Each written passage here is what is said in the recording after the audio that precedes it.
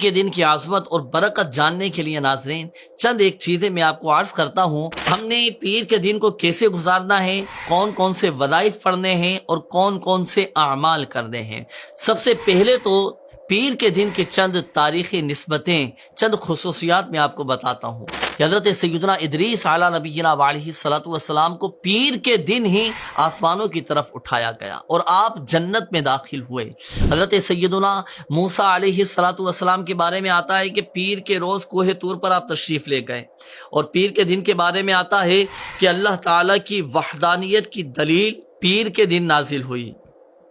اسی طرح پیر کے دن ہی حضرت سیدنا جبریل علیہ الصلوۃ والسلام ہمارے آقا صلی اللہ علیہ وآلہ وسلم کی بارگاہ بے کس پناہ میں پہلی مرتبہ وحی لے کر حاضر ہوئے۔ امت کے اعمال بھی پیر کے دن ہی ہمارے پیارے آقا صلی اللہ علیہ وآلہ وسلم کی بارگاہ میں پیش کیے جاتے ہیں۔ ہمارے آقا صلی اللہ علیہ وآلہ وسلم کی ولادت باسعادت یہ پیر کے دن ہوئی۔ پیر کے دن ہی آپ صلی اللہ علیہ وآلہ وسلم کی نبوت کا ظہور ہوا۔ پیر کے دن مکہ مکرمہ سے آپ نے ہجرت فرمائی۔ پیر کے دن ہی مدینہ منورہ میں آپ داخل ہوئے۔ پیر کے دن ہی دار فانی سے دار بقا کی طرف رحلت فرمائی، اور آپ صلی اللہ علیہ وآلہ وسلم نے حجر اسود کو پیر کے دن ہی نصب فرمایا۔ اور ایک روایت کے مطابق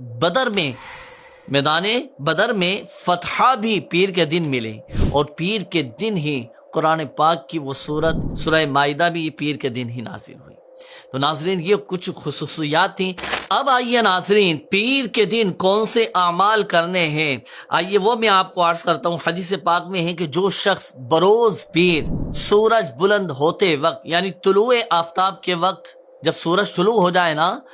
وقت مکروہ نکل جانے کے بعد 2 رکعتیں ادا کرے،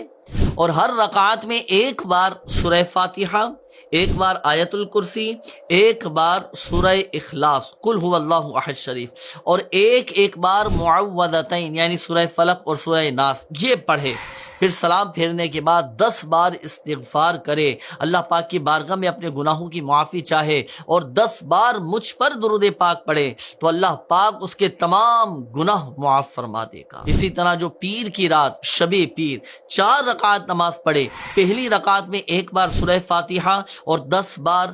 قل هو اللہ احد شریف سورہ اخلاص پڑھے، پھر دوسری رکعت میں بھی ایک بار سورہ فاتحہ اور 20 بار قل هو اللہ احد شریف پڑھے، اور تیسری رکعت میں ایک بار سورہ فاتحہ اور 30 بار قل هو اللہ احد شریف پڑھے، اور چوتھی رکعت میں ایک بار سورہ فاتحہ اور 40 بار قل هو اللہ احد شریف پڑھے۔ پھر جب وہ سلام پھیر دے تو سلام پھیر کر 75 مرتبہ 75 ٹائم قل هو اللہ احد شریف پڑھے، پھر اپنے اور اپنے والدین کے لیے 75 بار استغفار کرے، اور پھر اللہ پاک سے اپنی حاجت طلب کرے، تو اللہ پاک کے ذمہ کرم پر ہے کہ اس کی حاجت پوری فرما دے۔ پیر کے دن کا ایک مخصوص عمل، جو شخص 2 رکعت نماز پڑھے، ہر رکعت میں 15 بار سورہ فاتحہ اور 15 بار سورہ اخلاص اور 15 بار معوذتین یعنی سورہ فلق اور سورہ ناس پڑھے، اور سلام جب پھیر لے، 2 رکعتیں مکمل ہو جائیں، سلام پھیرنے کے بعد 15 بار آیت الکرسی پڑھے،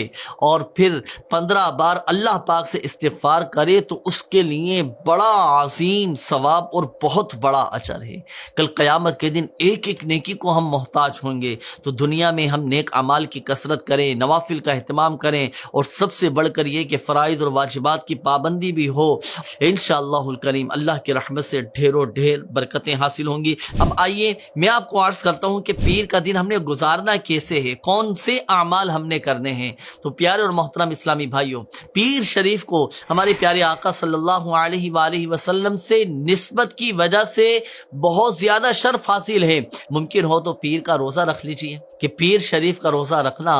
یہ سنت مبارکہ ہے۔ حضرت سیدنا ابو قتادہ رضی اللہ تعالیٰ عنہ فرماتے ہیں کہ بارگاہ رسالت مآب صلی اللہ علیہ وآلہ وسلم میں پیر کے روزے کے بارے میں دریافت کیا گیا، پوچھا گیا، تو پیارے آقا صلی اللہ علیہ وآلہ وسلم نے ارشاد فرمایا کہ اسی دن میری ولادت ہوئی اور اسی روز مجھ پر وحی نازل ہوئی۔ تو ناظرین یہ تھیں پیر کے دن کی کچھ خصوصیات، کچھ خاص نسبتیں، اور پیر کا دن کیسے گزارنا ہے وہ بھی آپ کو عرض کیا گیا، اور پیر کے دن کے